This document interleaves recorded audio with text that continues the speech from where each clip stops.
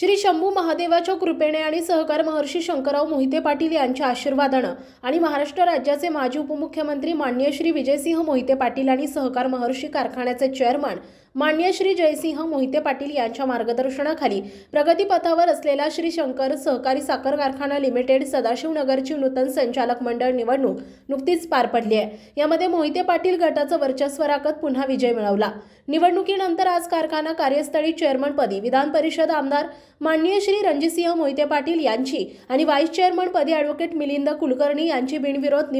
निवडणूक अधिकारी टिळेकर साहेब यांनी जाहीर केली। यावेळी माजी जिल्हा परिषद उपाध्यक्ष बाबाराजे देशमुख, पंचायत समितीचे माजी उपसभापती माननीय श्री अर्जुनसिंह मोहिते पाटील, कृषी उत्पन्न बाजार समितीचे उपसभापती मामासाहेब पांढरे, कारखान्याचे सर्व नूतन संचालक सुरेश बापूराव पाटील, महादेव सुखदेव शिंदे, दत्तात्रय शंकरराव रणनवरे, बाळासो साहेबराव माने,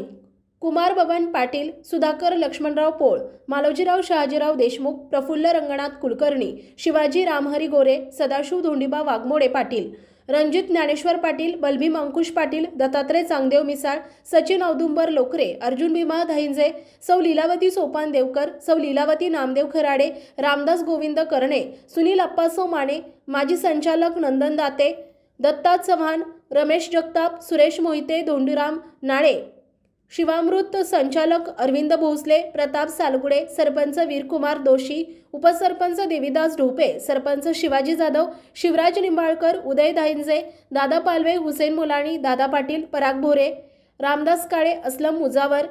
समाधान भोसले, देशमुख युवराज, रणजित फडतरे तसेच तालुक्यातील आणि जिल्ह्यातील शेतकरी सभासद आणि कार्यकर्ते उपस्थित होते। Bureau report, Jansatta Marathi news, Malshiras.